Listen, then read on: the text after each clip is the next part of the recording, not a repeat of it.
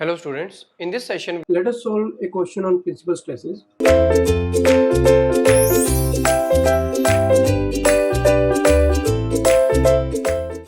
The state of stress at a point P in a two-dimensional loading is such that the Mohr circle is a point located at 175 megapascal on the positive normal stress axis. So based on this statement, there are two questions asked. This is a common data question where the data is common but the two questions are asked. So first question is the maximum and minimum principal stress respectively from the Mohr circle are. And the second question is the direction of maximum and minimum principal stress at the point P from the Mohr circles we have to find out, right? So in this question, basically common data question is there where there is a Mohr circle which is basically a point, right? And this point lies at 175 megapascal on the positive normal stress axis. We have to find out the maximum and minimum principal stresses using the Mohr circle, which is basically a point, and the direction of maximum and minimum principal stresses, right? These two questions are there based on the one statement, right? So let us solve this question. in this question we are given with a Mohr circle which is actually a point. Mohr circle which is actually a point and not a circle, right? It means the radius of the Mohr circle is 0, right? This is given to us and which is 175 megapascal from the origin. We have to find out, this is a common data question. In first part we have to find out the sigma 1 and sigma 2 means principal stresses, means maximum stress and minimum stress, the value, the magnitude of these stresses. And second part, what is the direction of maximum and minimum stress, principal stresses using the Mohr circle, right? Now let us solve this question.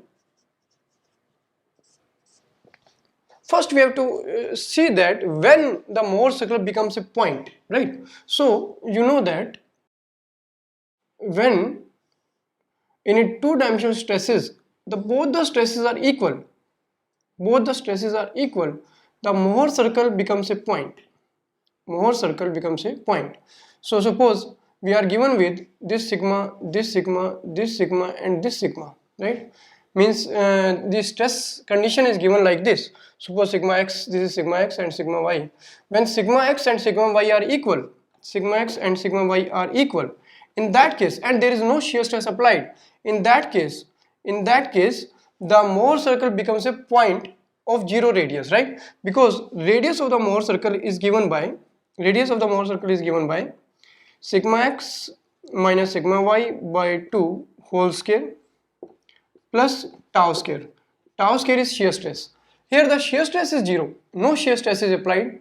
So because it is a point, that's why there should be tau should be equal to 0 and sigma x sigma y should be equal to 0, then only the radius will be equal to 0.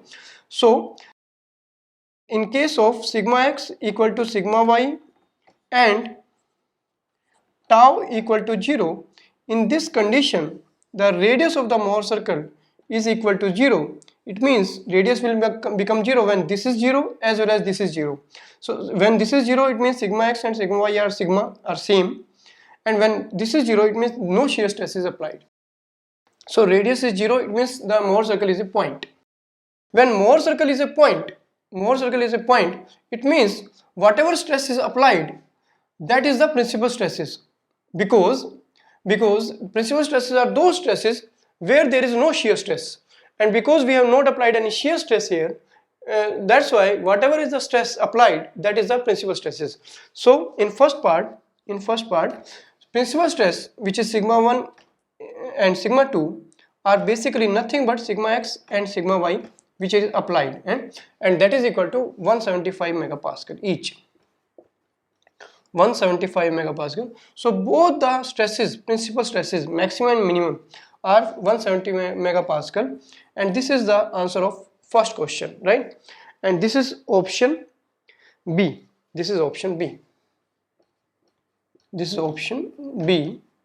Because we have not applied any shear stress here, and sigma x and sigma y are equal. So when the principal stresses are those stresses where there is no shear stress, so that's why the applied condition is basically the principal stresses, right? In second part, because there is no radius, or radius is 0. It means that there is no shear stress at any plane of the figure, because shear stress is in this direction, and you can see here, if this is a point, there is no shear stress in vertical direction, right? In vertical direction there is no shear stress. Using this Mohr circle, you can also show it analytically, but using this Mohr circle only, because there is no dimension in vertical direction.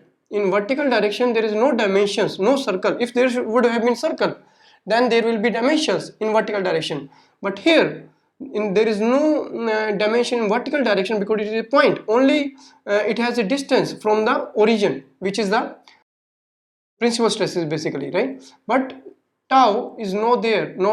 So this means that there is no shear stress at any plane. I am writing sigma t here for shear stress. So, and there is no shear stress in any plane, because it is a point, right? So that's why at every plane we are getting the principal stresses only, because there is no shear stress at any point. So every time we will get the same condition. So if I take any angle, I'm taking randomly any angle, and if I saw what is the stress condition at this point, suppose I have rotated it by certain angle theta, you will get the same condition. It is better to show it outside, because it will be very cumbersome to see inside. If I show here at this plane I am showing outside. At this plane I want to show the stress condition. Suppose I want to show the stress condition at this point. Suppose this is our stress element, made a small element, and you will get the same stress condition at this point also, right? That is sigma, because there is no shear stress. So if there is no shear stress, every time we will get this sigma only, because sigma x, sigma y are same. So every time we will get the same at any angle we will get the same stress condition like this, right? Same stress condition we are going to get, and that's why there is no shear stress at any plane, right? So at any angle we are getting the principal stresses only, right? So at all planes